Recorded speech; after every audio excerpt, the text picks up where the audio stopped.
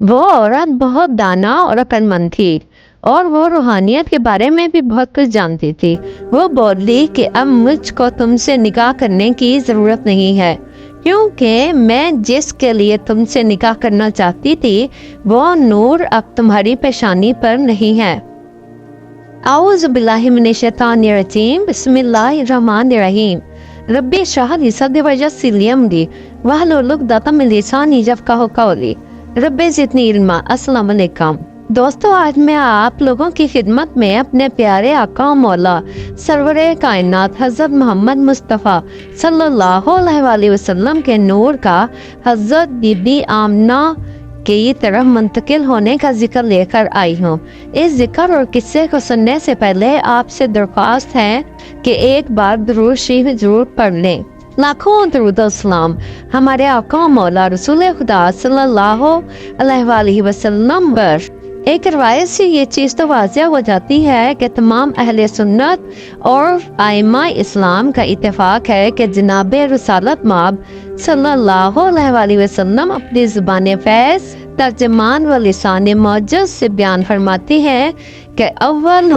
ما خلق اللہ نوری، یعنی کہ سب سے پہلے جو چیز اللہ رب العزت نے خلق کی وہ میرا نور تھا۔ البتہ یہ چیز تو با اتفاق ثابت ہے کہ اللہ تعالیٰ نے سب سے پہلے نور محمد صلی اللہ علیہ وآلہ وسلم کو پیدا کیا اور پھر آپ صلی اللہ علیہ وآلہ وسلم کے نور سے تمام فرشتے، عرش و کرسی، لوح و قلم، بہشت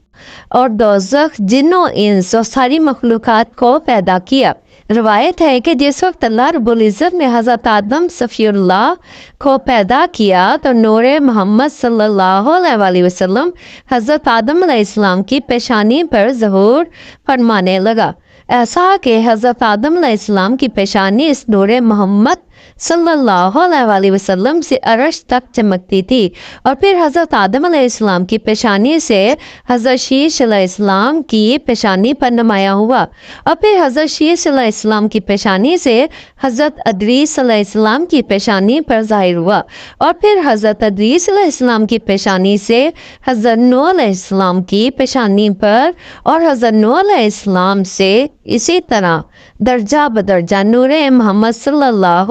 علیہ وآلہ وسلم منتقل ہوتا ہوتا حضرت ابراہیم خلیل اللہ تک پہنچا، اور حضرت ابراہیم خلیل اللہ سے حضرت اسماعیل ذبیح اللہ علیہ السلام کو نصیب ہوا، اور پھر اس کے بعد نسل بنسل عبد المناف تک پہنچا، اور عبد المناف کے 4 بیٹے تھے۔ ان کے نام یہ ہیں: عبد الشمس، ہاشم، ابو المطلب اور ابو نوفل۔ حضرت ہاشم رسول خدا صلی اللہ علیہ وآلہ وسلم کے پردادا ہے، یعنی کہ نور محمد۔ عبد المناف کے ان 4 بیٹوں میں سے حضرت ہاشم کو نصیب ہوا۔ چونکہ حضرت ہاشم رسول خدا صلی اللہ علیہ وآلہ وسلم کے پردادا تھے، اسی واسطے رسول خدا صلی اللہ علیہ وآلہ وسلم کو ہاشمی کہتے ہیں، اور عبد المناف کے بیٹے ابو المطلب امام شافعی کے دادا تھے، اور عبد الشمس ابو جہل کے باپ تھے، اور ابو نوفل کے کوئی اولاد نہ تھی۔ الغرض نور محمد صلی اللہ علیہ وآلہ وسلم عبد المناف سے ہاشم کو ملا، اور عبد المناف کی وفات کے بعد حضرت ہاشم کو مکہ کی ریاست اور کنجی خانہ کعبہ کی ملی۔ اتفاقاً انہی دنوں میں مکے میں قحط پڑا اور اکثر لوگوں کو رات دن فاقہ گزرتا تھا، اور اللہ تعالیٰ نے حضرت ہاشم کو خوب نواز رکھا تھا، اور آپ تمام مکے والوں کی ضیافت کیا کرتے تھے، اور جب دسترخوان بچھاتے تو روٹیاں توڑ توڑ کر پارا پارا کر کے دسترخوان پر رکھ دیتے تھے کہ کھاتے وقت کوئی کسی کے متعلق معلوم نہ کر سکے کہ کس نے کتنی روٹیاں کھائی ہیں، اور اسی وجہ سے آپ کا نام ہاشم پڑا، اور اول نام آپ کا عمر تھا کہ یعنی آپ اپنی سخاوت کی وجہ سے ہاشم کہلائے، اور پھر حضرت ہاشم سے عبد المطلب پیدا ہوئے، اور پھر عبدالمطلب سے کئی بیٹے پیدا ہوئے، غرض یہ کہ حضرت ہاشم رسول کریم صلی اللہ علیہ وسلم کے پردادا تھے اور عبدالمطلب آپ صلی اللہ علیہ وسلم کے دادا ہوئے۔ حضرت عبدالمطلب کے کئی بیٹے پیدا ہوئے اور پھر آپ نے منت مانی کہ اگر اللہ تعالیٰ نے مجھے 10 بیٹے دیے تو میں ایک بیٹے کو اللہ کی راہ میں قربان کر دوں گا۔ روایت ہے کہ جب ہاشم کو مکہ معظمہ کی ریاست ملی تو خبر ملی کہ زمزم کے کنویں میں حضرت اسماعیل علیہ السلام نے خزانہ جمع کر رکھا ہے۔ آپ نے چاہا کہ اس کنویں سے خزانہ حاصل کیا جائے، مگر جب وہ کنواں کھدوایا گیا تو خزانہ نہ ملا اور خدا کی مرضی سے اس کنویں کا پانی بھی سوکھ چکا تھا۔ اور پھر آپ نے منت مانی کہ اگر مجھے خزانہ مل گیا تو اس کنویں کی ازسر نو تعمیر کرواؤں گا اور پھر ایک لڑکے کو تیری راہ میں قربان بھی کر دوں گا۔ اس منت کے بعد جب کنواں کھدوایا گیا تو اللہ تعالیٰ کے فضل و کرم سے بہت سا خزانہ اس کنویں سے ملا۔ ایک روایت میں ہے کہ اس خزانے میں سے دروازے خانہ کعبہ کے لوہے کے اور فولاد کے بنوائے گئے اور زمزم کے کنویں کی ازسر نو بہترین تعمیر کروائی گئی۔ اس کے بعد آپ نے کاہنوں کو بلا کر اپنی نظر یعنی کہ جو منت مانی تھی اسے بیان کیا۔ سب نے بالاتفاق کہا کہ ایفائے نظر واجب ہے، لازم ہے کہ ہر بیٹے کے نام قرعہ ڈالا جائے، جس کا نام نکلے گا اسی کو قربان کر دیا جائے گا۔ پس عبدالمطلب کے 12 بیٹے تھے، چنانچہ ہر بیٹے کے نام پر قرعہ ڈالا گیا اور پھر نبی پاک صلی اللہ علیہ وسلم کے والد حضرت عبداللہ کے نام کا قرعہ نکلا۔ نور محمد صلی اللہ علیہ وسلم عبد المناف سے ہاشم، ہاشم سے عبدالمطلب اور پھر عبدالمطلب سے حضرت عبداللہ میں جو حضرت محمد مصطفیٰ صلی اللہ علیہ وسلم کے والد تھے میں منتقل ہو چکا تھا۔ یہی وجہ ہے کہ نور محمدی کی وجہ سے حضرت عبداللہ عبدالمطلب کے باقی بیٹوں سے بالکل مختلف اور انتہائی حسین و جمیل تھے، اور نور محمد صلی اللہ علیہ وسلم آپ کی پیشانی اور چہرے کو روشن کیے ہوئے تھا، اور اس نور کی وجہ سے ہر فرد حضرت عبداللہ پر فریفتہ تھا۔ بچپن سے ہی جو آپ کو دیکھتا آپ پر فریفتہ ہو جاتا تھا۔ ماں باپ اور تمام دوست احباب رشتہ دار آپ کو بےحد چاہتے تھے۔ جب قرعہ حضرت عبداللہ کے نام کا نکلا تو ماں اور تمام عزیز و اقارب دوست احباب کہنے لگے کہ ہم عبداللہ کو قربان نہ ہونے دیں گے، تم اس کی جگہ کسی اور چیز کو قربان کرو۔ یہ سن کر عبدالمطلب نے بزرگوں سے مشورہ کیا۔ انہوں نے فتویٰ دیا کہ یہ ہو سکتا ہے، یعنی کہ حضرت عبداللہ کے بدلے میں کچھ اور قربان کیا جا سکتا ہے۔ تب حضرت عبداللہ کے عوض اونٹ قربانی کے لیے رکھے گئے، مگر پھر بھی قرعہ حضرت عبداللہ کے نام کا نکلا۔ یوں اونٹوں کی تعداد بڑھاتے رہے اور ہر بار قرعہ حضرت عبداللہ کی قربانی کا ہی نکلتا۔ اسی طرح 500 اونٹ رکھے گئے، پھر قرعہ نکالا گیا، 500 اونٹ بھی قبول نہ ہوئے۔ بعض روایات میں ہے کہ 100 اور بعض میں ہے کہ 500 اونٹ قربان کیے، یعنی رب تعالیٰ نے حضرت عبداللہ کے بدلے میں 500 اونٹ قبول کیے۔ 500 اونٹ کے بعد تمام عزیز و اقارب اور دوست احباب الغرض ہر فرد اللہ تعالیٰ سے گڑ گڑا کر التجائیں کرنے لگا، اور پھر اللہ تعالیٰ نے حضرت عبداللہ کے بدلے میں قربانی قبول فرما لی۔ پھر سب خوش ہوئے اور اللہ تعالیٰ کا شکر بجا لائے گئے یہ کہ حضرت اسماعیل علیہ السلام کی جگہ اللہ تعالیٰ نے جنت سے دمبا بھیجا اور حضرت عبداللہ کی جگہ پر 500 اونٹوں کی قربانی کی گئی۔ اسی وجہ سے رسول کریم صلی اللہ علیہ وسلم نے فرمایا کہ میں بیٹا ہوں 2 ذبح کیے ہوئےوں کا، ایک حضرت اسماعیل علیہ السلام اور دوسرے نبی پاک صلی اللہ علیہ وسلم کے والد عبداللہ ابن عبدالمطلب کا۔ رسول خدا صلی اللہ علیہ وسلم کی والدہ کا نام آمنہ بنت وہب ابن عبد المناف تھا۔ ایک روایت میں ہے کہ جب حضرت عبداللہ کی شادی حضرت آمنہ سے ہو گئی اور پھر اسی دوران میں حضرت عبداللہ کسی کام سے کہیں جا رہے تھے کہ آپ کی ملاقات خواہر رقیہ بنت نوفل سے ہوئی۔ وہ عورت تب سماویہ سے بہت واقف تھی اور بہت خوبصورت اور صاحب عصمت اور مالدار عورت تھی، اور مکہ میں اپنی دولت اور خوبصورتی کی وجہ سے مشہور اور معروف تھی۔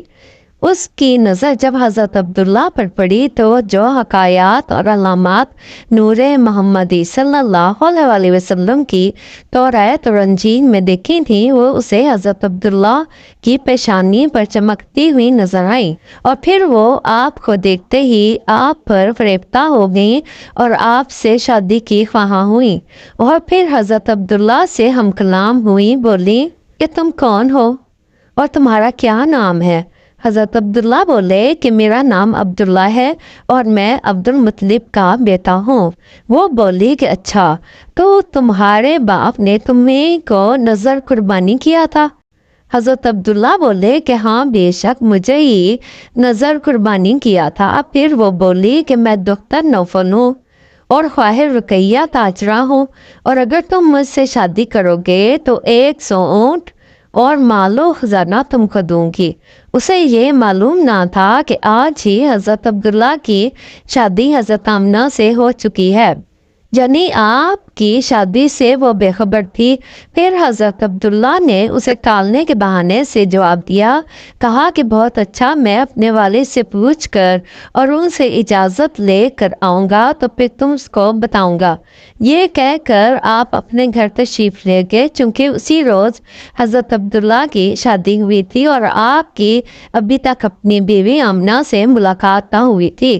آپ گھر آئے، آپ کی ملاقات اپنی بیوی آمنہ سے ہوئی، اور پھر کچھ روز کے بعد آپ کی ملاقات اس عورت سے دوبارہ ہوئی۔ وہ عورت آپ کو دیکھ کر بے رخی سے وہاں سے جانے لگی تو حضرت عبداللہ نے اس سے کہا کہ تم نے جو مجھ سے شادی کی بات کی تھی، میں اس کے بارے میں تم سے بات کرنا چاہتا ہوں۔ وہ عورت بہت ہوشیار تھی، اس نے حضرت عبداللہ کے چہرے پر نگاہ کی تو نور محمد صلی اللہ علیہ وسلم آپ کی پیشانی پر نظر نہ آیا۔ وہ بولی کہ مجھے اب تم سے شادی کی آرزو نہیں ہے، کیونکہ میں جس واسطے تم سے شادی کرنا چاہتی تھی وہ اب تمہارے پاس نہیں ہے، یعنی کہ جو نور تمہاری پیشانی پر چمک رہا تھا میں وہ حاصل کرنا چاہتی تھی، اور اب وہ نور تمہاری پیشانی میں نہیں ہے۔ یقیناً تمہاری شادی ہو چکی ہے اور وہ نور اب تمہاری بیوی کے رحم میں منتقل ہو چکا ہے۔ یہ سن کر حضرت عبداللہ بولے کہ ہاں، جو تم کہتی ہو وہ سب سچ ہے۔ روایت ہے کہ نور محمد صلی اللہ علیہ وسلم جب حضرت آمنہ علیہ السلام کے رحم میں منتقل ہوا اور پھر جب حضرت آمنہ علیہ السلام حاملہ ہوئی تو آپ صلی اللہ علیہ وسلم کی پیدائش سے پہلے حضرت عبداللہ علیہ السلام آپ صلی اللہ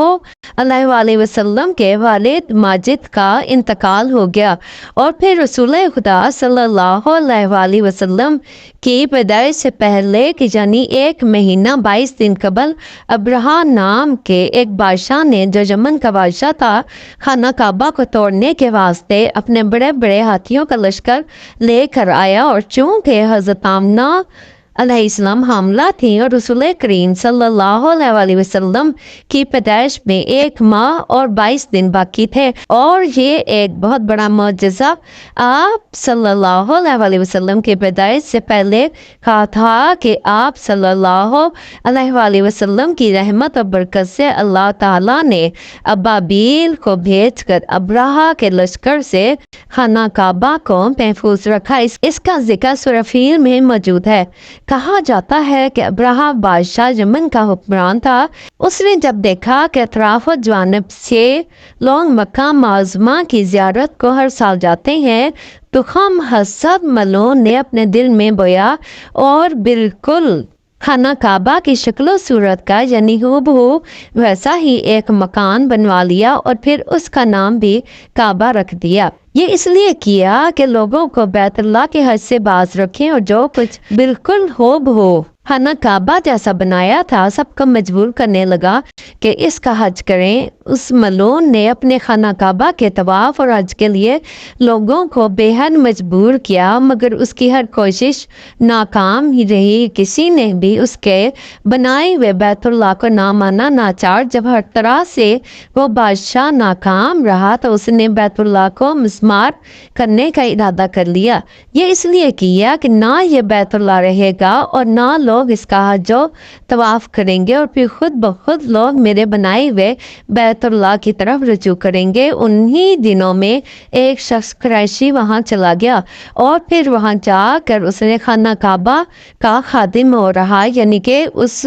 बनाए हुए खाना काबा का खादिम बन गया। उसने एक शब फुर्सत पाकर उस घर में गाय सुबोर किया और जो कुछ मालो असबाब पाया लौट कर चला गया। सुबह जब अबरहा ने उस कुरैशी की ये हरकत देखी तो फौरन तैश में आ गया और फिर बैतुल्लाह को लश्कर कसीर और फील और बांध से लेकर तोड़ने का कसद किया और जल्द अज जल्द बैतुल्लाह की तरफ मैं अपने लश्कर के रवाना हो गया, और रास्ते में जो कौम भी बैतुल्लाह तोड़ने की मज़ाहमत करती उसे कत्ल कर देता। और जब वो अपने हाथियों का लश्कर लेकर बैतुल्लाह शरीफ के करीब पहुंचा और इतने कसीर तादाद में हाथी और फौज को देखकर तमाम अहले कुरैश में कबाइल अपना अपना घर छोड़कर पहाड़ों में जा छुपे और ये देखकर बेहद परेशान हुए कि हर तरफ हाथी ही हाथी थे। हर चंद फील बानों ने चाहा कि अपने हाथों से खाना काबा को मिस्मार करें, मगर खौफे इलाही से कोई हाथी भी आगे न बढ़ा। और एक हाथी का नाम महमूद था जो खास सवारी बादशाह अब्राहा की थी। उस हाथी ने अब्राहा को अपनी पीठ पर सवार न किया, यानी कि उस पलीत को सवार न किया। तब वो मर्दूद दूसरे हाथी पर सवार होकर बैतुल्लाह पर हमला आवर हुआ। उसने चाहा कि काबा शरीफ को मनहदम कर दे। इतने में हजारों की तादाद में अबाबीर बहुक्मे रब्बे जलील तीन तीन कंकड़ियां मिसल दाना मसूर के इनके मुंह में और एक एक पंजों में लेकर आई और सब असहाबे फील और फील पर और घोड़ों और शतर पर मिसल गोला बंदूक के मारने लगी। एक एक कंकड़ी हर सवार के सर से घुसकर नीचे से निकल गई और बाद सवारों की पुष्ट से घुसकर पेट से बाहर हो जाती, और फिर एक ही पल में खुदावंदे कुद्दूस ने सबको जहन्नम रसीद किया। और फिर बादशाह अब्राहा प्लीज ये हाल देखकर भाग खड़ा हुआ और अपने घर में जाकर अपने लोगों से कहने लगा और अपने घर में जाकर लोगों से तमाम अहवाल बयान किया। अभी वो ये अहवाल बयान कर ही रहा था कि इतने में खुदा की मर्जी से एक अबाबील इस मरदूत के पास पहुंच गई, और उस अबाबील को देखकर अब्राहा बादशाह अपने लोगों को दिखाने लगा कि इस किस्म के जानवर परिंदे जिन्होंने तमाम लश्कर ख़त्म कर दिया। अभी वो ये बात कर ही रहा था कि उस अबाबील ने बादशाह के सर पर एक कंकर मारा और वो बादशाह मलून वहीं वासले जहन्नम हुआ। एक रवायत में है कि हर कंकड़ पर उस शख्स का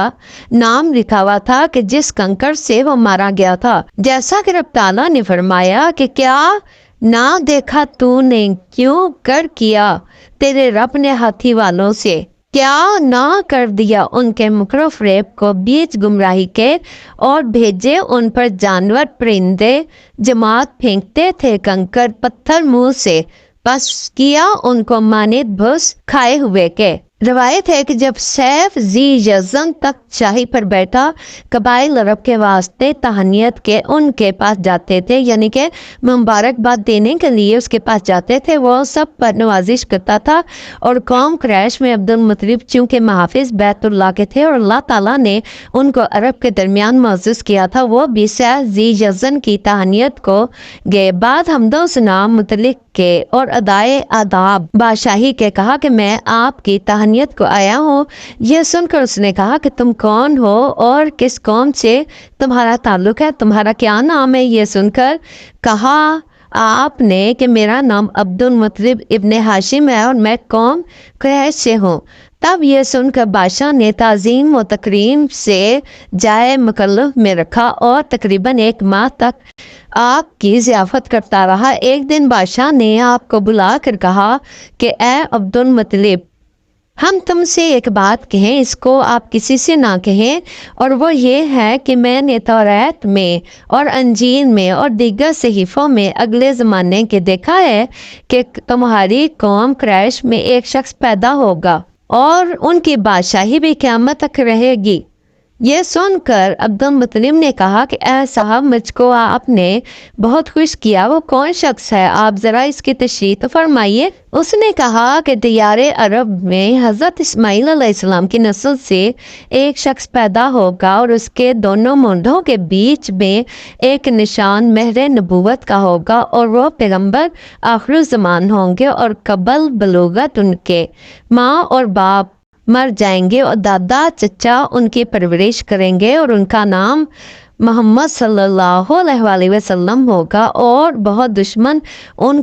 کی ہلاکی پر رہیں گے، مگر خدا کے فضل سے ان کا کوئی کچھ نہیں بگاڑ سکے گا۔ اللہ تعالیٰ ان کو ان کے دشمن کے مکر و فریب سے محفوظ رکھے گا، اور ان پر ایک نئی آسمانی کتاب قرآن مجید نازل کرے گا، اور ان کے اصحاب اور امت سب اولیاء اور بزرگ ہوں گے، اور ان کے تمام دشمن ذلیل و خوار ہوں گے، اور وہ زمین کی تمام مخلوقات ان کا دین محمد صلی اللہ علیہ وآلہ وسلم قبول کرے گی، اور وہ سب کے سب خدا پرست ہوں گے، اور ان سے شیطان سارے دور ہوں گے، اور ان کی آمد کے بعد تمام بت خانے توڑ دیے جائیں گے، اور آتش کدا فارس بجھ جائے گا، اور ان کی رفتار اور گفتار اور کردار سب صحیح اور درست ہوں گے، اور ان کے ماننے والے امر الہی کی تعمیل میں ہر وقت لگے رہیں گے، اور ان کے کاموں سے وہ باز رہیں گے جن سے ان کو منع کیا جائے گا۔ پس عبد المطلب یہ سن کر سجدہ شکر بجا لائے اور درگاہ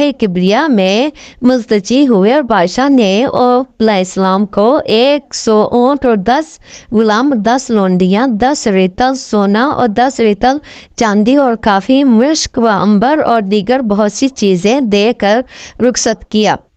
اور جو لوگ ان کے ساتھ آئے تھے ان کو بھی خلت فاخرہ دے کر معزز و سرفراز کیا۔ پھر کہا کہ اے عبد المطلب، جس وقت لڑکا پیدا ہوا تو فوراً مجھ کو خبر دینا، اس کے واسطے جناب باری تعالیٰ میں دعا کروں گا، اور میں ان پر اعتقاد لایا ہوں، حالانکہ پیغمبر خدا صلی اللہ علیہ وآلہ وسلم اس وقت پیدا ہو چکے تھے، اور اس وقت آپ صلی اللہ علیہ وآلہ وسلم کا 2 برس کا سن مبارک ہو چکا تھا۔ عبد المطلب یہ باتیں کسی سے ظاہر نہ کرتے تھے، اور اس بادشاہ سے بھی نہ کہا، بلکہ اس سے بھی چھپا رکھا، اور اپنے مکان پر مکے میں واپس آ گئے۔ ایک روایت میں ہے کہ عبد المطلب کی کئی بیٹیاں تھیں اور سب سے فرزند پیدا ہوتے تھے۔ آخر عمر میں خواب دیکھا کہ فاطمہ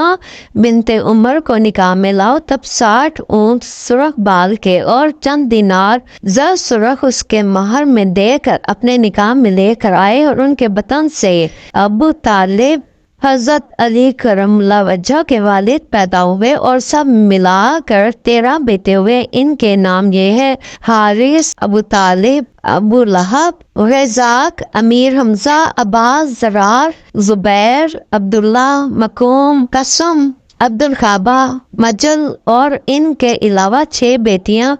ام حلیمہ، صفیہ، برہ، عاتقہ، عروی، ایمہ، اور حارث کے 3 بیٹے تھے: ابو سفیان اور مویرہ اور نوفل۔ ابو سفیان جس سال مکہ فتح ہوا اسی سال میں وہ مسلمان ہوا، اور ابو لہب کے 2 بیٹے تھے، عتبہ اور عتیبہ، اور اس کی بیوی معاویہ کی پھوپھی تھیں، اور رزاق اور امیر حمزہ اور زرار اور زبیر یہ 4 لا ولد تھے، یعنی کہ ان کے اولاد نہ تھی، اور ابو طالب کے بیٹے تھے عقیل اور طالب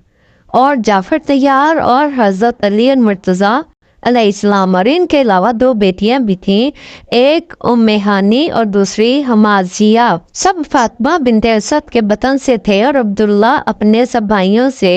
صورت اور بزرگی میں زیادہ خوبصورت تھے، چونکہ ان کے سب سے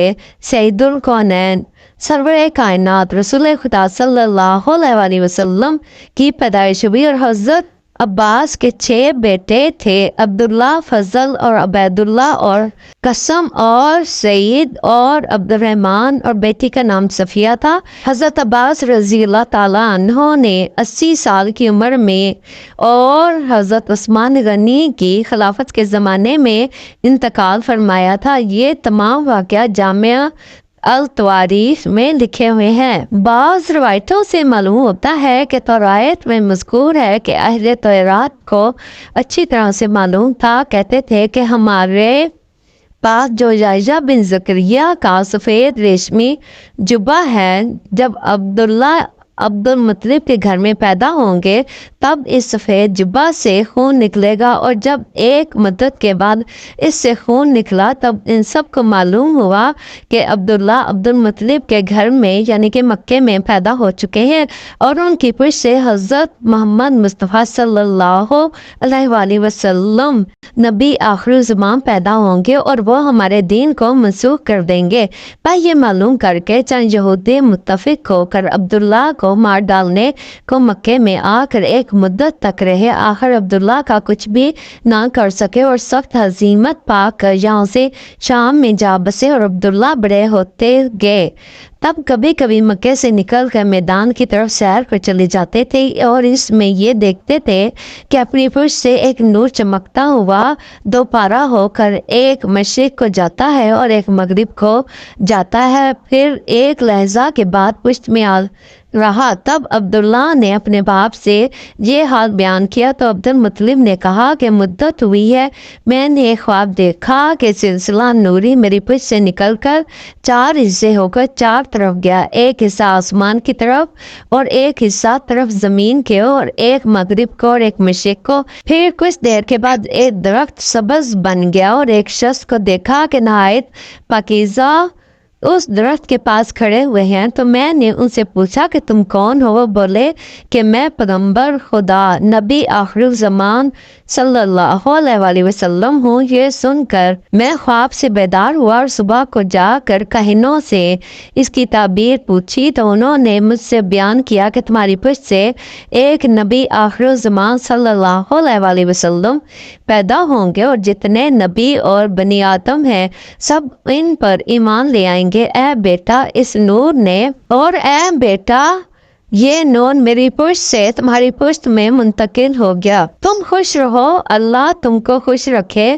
جب یہ بات لوگوں میں مشہور ہوئی تو یہودیوں کے دل میں حسد پیدا ہوا۔ چند یہودیوں نے متفق ہو کر قسم کھائی کہ جب تک حضرت عبداللہ کو نہ مار ڈالیں گے تب تک اور کچھ کام نہیں کریں گے۔ یہ کہہ کر وہ مکے میں آ کر مدتوں رہے۔ ایک دن حضرت عبداللہ کو میدان میں تنہا جاتے دیکھا، تب سب دشمن فرصت پا کر حضرت عبداللہ کے مارنے کو ننگی تلواریں لے کر میدان کی طرف چلے۔ اچانک وہب ابن عبد المناف جو پیغمبر خدا رسول خدا صلی اللہ علیہ وآلہ وسلم کے نانا جان تھے، وہ ان کے قریب پہنچے۔ جب انہوں نے دور سے دیکھا کہ عبداللہ کو سب یہودی ماننے کے لیے آتے ہیں تب پشت پناہ ان کے ہوئے۔ اسی وقت آسمان کی طرف نظر کی، دیکھا کہ ایک جماعت فوج کی فوج آسمان سے بصورت آدمی اور ان کے ہاتھوں میں تلواریں ہیں، وہ لے کر ان یہودیوں کو مارنے کے قصد سے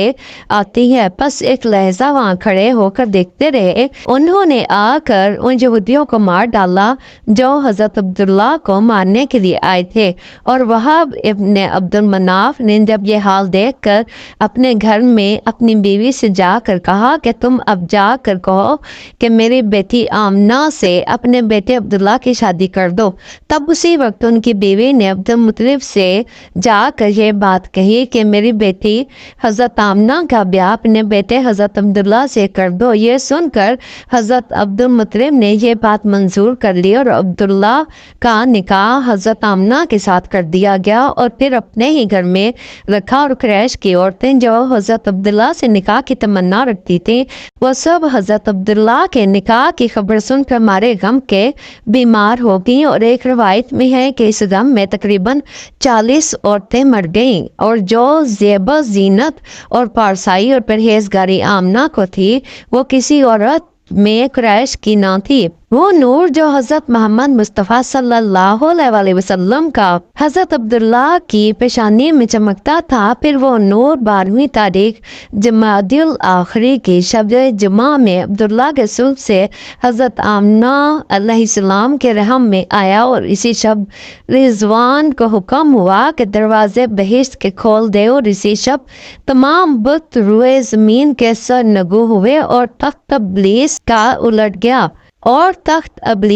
الٹ گیا، یعنی بالکل پامال ہو گیا، اور سب کے سب سردار شیطان لعین مشرق سے مغرب تک جا کر دامنے کو میں جا کر چلا کر رونے لگے، اور اس کی آواز سن کر تمام شیاطین وہاں جمع ہو گئے اور آپس میں کہنے لگے کہ اے سردار ہمارے، تم کس لیے روتے ہو؟ آخر کیا مصیبت تم پر آ پڑی ہے؟ وہ ملعون بولے کہ اس سے زیادہ اور کیا مصیبت ہوگی کہ اب تک محمد آخر زمان کا زمانہ نہیں تھا، اب ان کا ظہور بالکل قریب آنے والا ہے، اور جب وہ پیدا ہوں گے تو سارے جہان کی مخلوق ان کی تابع ہو جائے گی، اور پھر دین ان کا قیامت تک جاری رہے گا، اور ہمارے ماننے والے خداؤں کو یعنی لات و عزا کو باطل کرے گا، اور تمام مخلوق مشرق سے مغرب تک مسلمان ہوگی، اور انہی کے واسطے خداوند قدوس نے ہم کو بہشت سے نکال دیا اور مردود کر دیا، بگر میں سر پتھر سر پر ماروں گا تو پھر کچھ نہ ہو سکے گا۔ یہ سن کر جنوں کی جماعت نے کہا کہ تم خاطر جمع رکھو، ہم جس طرح بھی ہو سکے بنی آدم کو گمراہ کریں گے اور اپنی لات و عزا کی عبادت ان سے کروائیں گے، ہم اپنی پوری طاقت خرچ کریں گے، لیکن ہرگز خدا کی راہ پر چلنے نہ دیں گے۔ یہ سن کر اس سردار شیطان لعین نے کہا کہ اچھا مجھے بتاؤ کہ تم کس طرح ان کو خدا کی راہ سے بہکاؤ گے؟ وہ لوگ تو نیک راہ اختیار کریں گے اور نہیں عن اور منکر سے باز رہیں گے، خیرات اور زکوٰۃ اور صدقہ اللہ تعالیٰ کی راہ میں دیں گے، وہ حرام کاری نہیں کریں گے۔ تب ان شیاطین جنوں نے کہا کہ کچھ پرواہ نہیں، ہم ان کے عالموں کو کسی کام میں مغالطہ دیں گے تاکہ وہ اس میں فریفتہ ہو جائیں، اور جاہلوں کو دولت و گمراہی میں رکھیں گے اور صاحب طاعت کو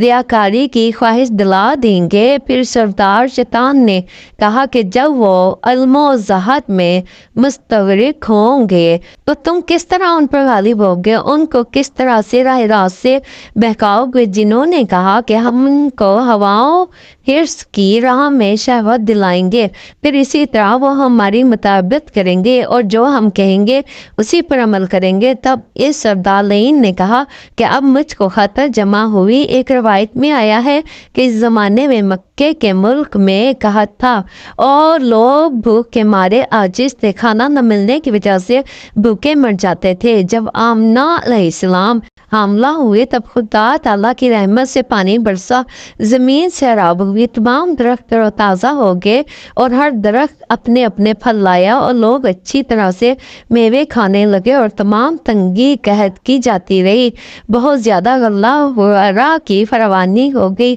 جتنے وحوش و طیور، مور و بلغ اور خانہ کعبہ جو امان دونوں جہاں کا ہے، ہر ایک سرور کائنات کی بشارت دینے لگا کہ اب ظہور نبی آخر زمان کا قریب ہے۔ اور ایک روایت میں یوں آیا ہے کہ حضرت آمنہ علیہ السلام نے اپنے خواب میں دیکھا کہ ایک شخص آسمان سے نازل ہو کر کہتا ہے کہ آمنہ علیہ السلام تیرے پیٹ میں جو ہے وہ سرور کائنات صلی اللہ علیہ وسلم ہے، جب وہ پیدا ہوگا تو اس کا نام محمد صلی اللہ علیہ وسلم رکھنا اور اپنی زبان پر یہ الفاظ کہو، نعوذ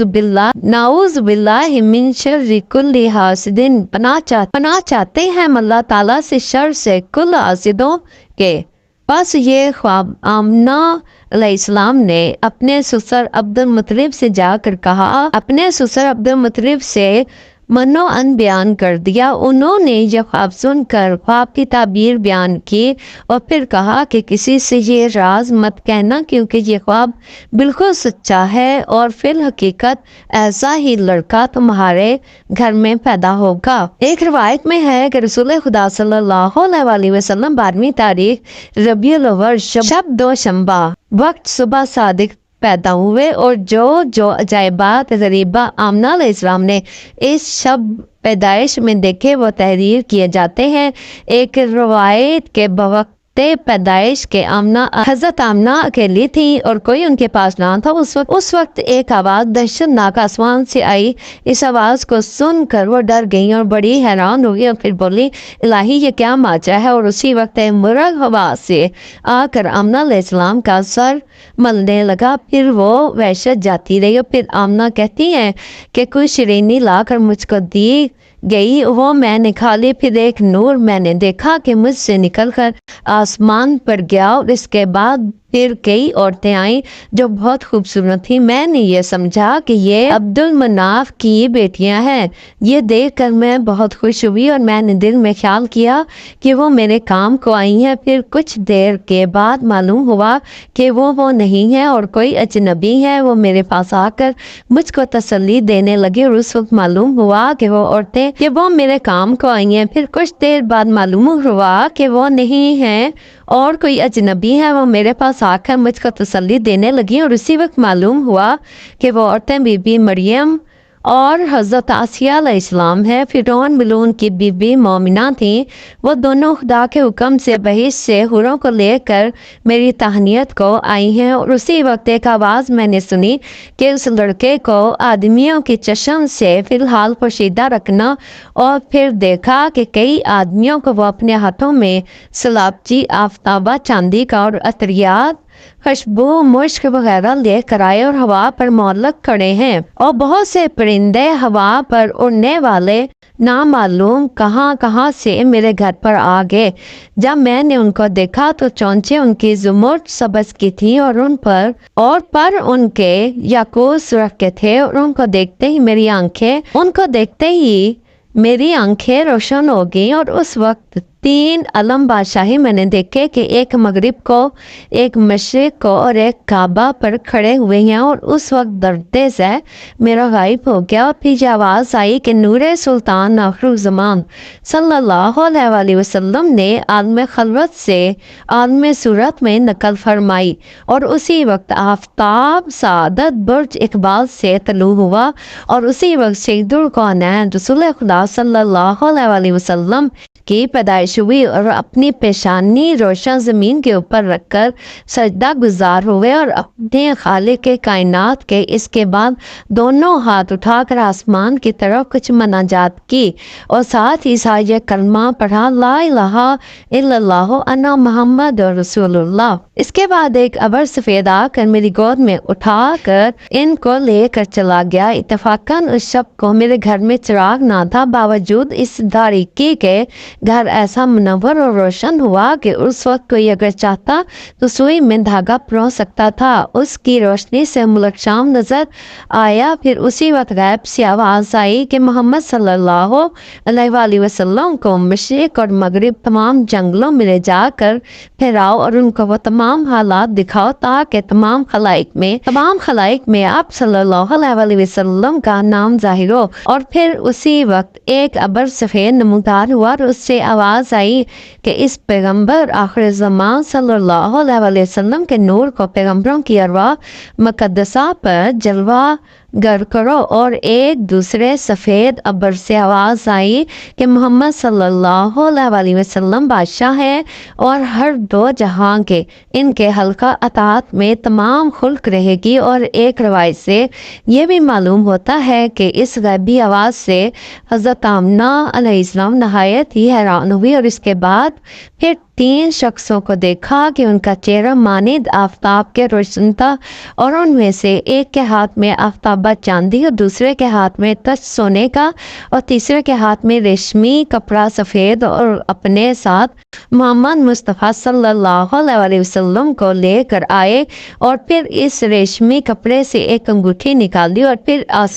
پھر اس آفتابے کے پانی سے سر و تن محمد مصطفیٰ صلی اللہ علیہ وآلہ وسلم کا دھلا کر ان کے دونوں منڈوں کے بیچ میں اس خاتم سے مہر نبوت کی گئی۔ پھر آپ صلی اللہ علیہ وسلم کو اس ریشمی کپڑے میں لپیٹ کر میری گود میں دے دیا گیا، اور ان میں سے ایک نے آپ صلی اللہ علیہ وسلم کے کان میں بہت سا کچھ کہا، اس کو میں دریافت نہ کر سکی کہ کیا کہا، اور دوسرے شخص نے دونوں آنکھوں کو آپ صلی اللہ علیہ وسلم کی چوما اور کہا کہ اے محمد مصطفیٰ صلی اللہ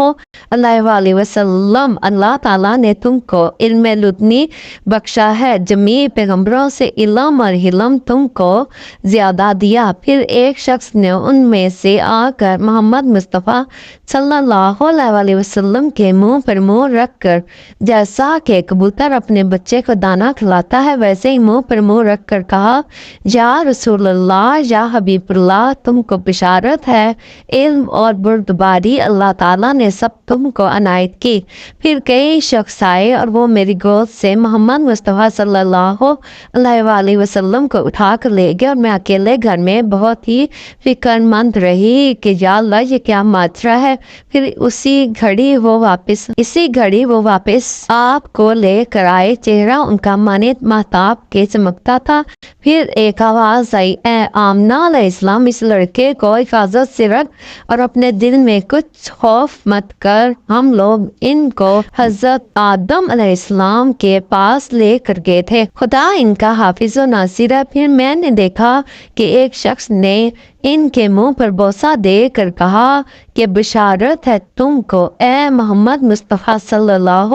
علیہ وسلم، جو کوئی آپ صلی اللہ علیہ وسلم پر ایمان لاوے گا وہ حشر کے دن تمہاری امت میں داخل ہوگا اور عذاب دوزخ سے خلاصی پاوے گا۔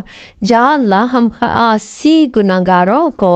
ان کی محبت میں ہمیشہ رکھ اور ان کی شفاعت کا امیدوار کر، آمین یا رب العالمین، واللہ اعلم بالصواب۔ اللہ اکبر۔ لاکھوں درود و سلام ہمارے آقا مولا حبیب خدا سید الانبیاء خاتم النبیین شفیع المسلمین رحمت للعالمین سرور کائنات حضرت محمد مصطفیٰ صلی اللہ علیہ وسلم اور آپ صلی اللہ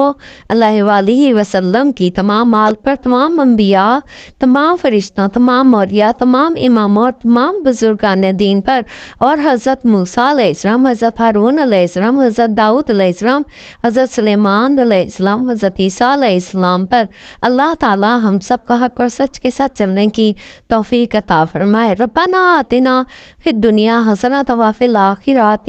حسنۃ وقنا عذاب النار۔